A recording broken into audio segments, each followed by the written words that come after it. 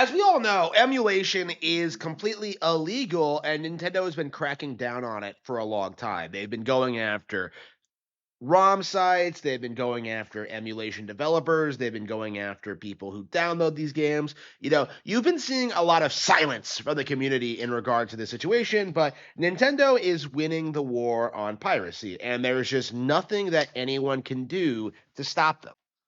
But one of the things that nobody is addressing right now is that one of the major loopholes that pirates use to justify emulation, the Sony v. Bleem lawsuit, it will be completely irrelevant in the age of digital distribution because the exact text of the lawsuit states that if you own a physical copy of your game, it is legal to emulate it. Now, obviously, this is retarded. This was a completely erroneous decision by the United States, and it's been a massive boat anchor around Nintendo putting a stop to illegally emulating games. Because it's been a giant loophole to allow people to openly talk about emulation on the internet without being immediately cracked down on. But in the age of digital distribution, in the age of game key cards, no longer will people be able to pirate games off the internet and then try and gaslight people into thinking that, well, actually, I owned a physical copy of this game 25 years ago. It's at my parents' house, so it's perfectly legal for me to do this. Like, that won't be a cope in the very near future. The major legal law loophole that has allowed emulators to exist, not thrive, but exist, that has allowed emulation to exist in the capacity it has is going to be sealed up, and there will be no recourse. Already we're kind of in this position where Nintendo Switch 2 is still completely unemulatable, where people are just desperately trying to downplay every major Nintendo Switch 2 game that comes out. It's going to be incredible seeing what happens as Nintendo slowly starts like going after the emulation developers, as they go after pirates, as they go after, all these different groups of people. And we are seeing more and more successful lawsuits being waged against these individuals. And of course, the YouTube community is desperately trying to act like these people did nothing wrong and that Nintendo is, the meme now is that Nintendo is a legal company instead of a game development company. But what you have to understand is that, like, we have seen over the past 25 years just how essential the piracy scene is into downplaying Nintendo games. Like every single time a new major, especially a Pokemon game comes out, a new major Nintendo release comes out, we have to deal with these people saying that they're never ever going to buy it, that they're just going to pirate it and play it on PC, that everyone should do it, that it's a better experience, and it's just in no way, shape, or form true. Like, it's just a giant cope to justify the continued existence of the gaming PC. It is just a justification to not support Nintendo hardware. The only reason why Nintendo hardware has this reputation for being weak, for being ineffectual, for not being high quality hardware is because of this weird emulation cope. Instead of like appreciating Nintendo hardware and understanding what the value it offers to the consumers, like instead people bend over backwards trying to gaslight you into thinking that owning a Nintendo hardware piece of Nintendo hardware is somehow limiting, that it's somehow evil, that it's somehow too controlling, and that they have to play it on a PC instead. But it's a mindset that I think needs to be rejected. It's something that we do need to start addressing is absolutely detrimental to the video game community.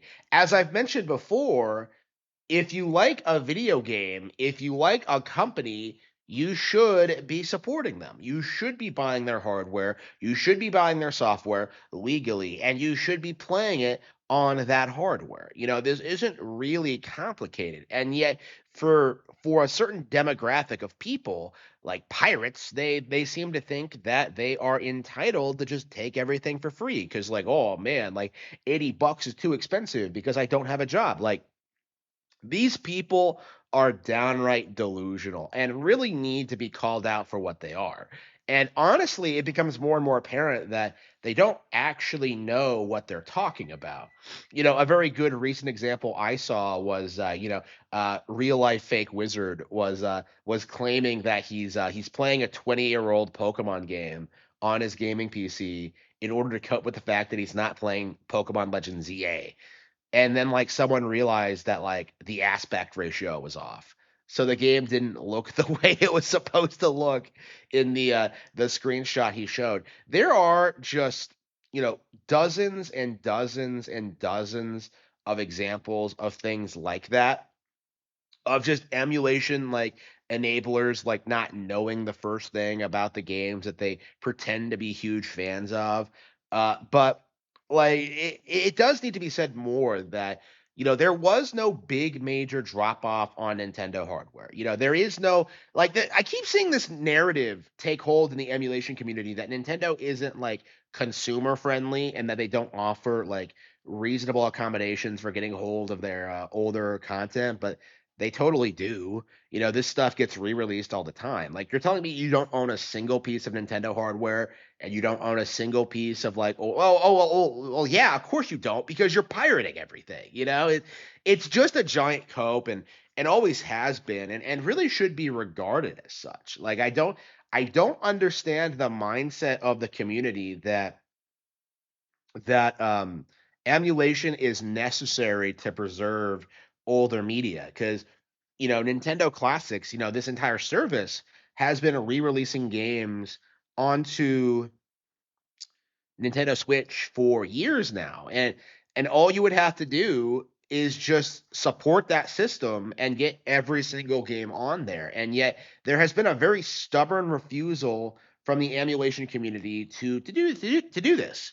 And it's because that they know that the instant that Nintendo Classics is seen as like a viable alternative to PC emulation, like, not a single person will ever bother with PC emulation ever again, because Nintendo Classics are just so much more well integrated. They have more features. They're legal first, like, primarily, and like, there's just they're just so much more accessible and easy to use and affordable, funnily enough, because like, having a PC, like, is more expensive than owning a console, right? And that's something that you always see these people just like bend over backwards to kind of ignore, like, well, I get my games for free, but yeah, but your hardware is significantly more expensive. So, like, there really is no justifying emulation, and in a lot of ways there never has been.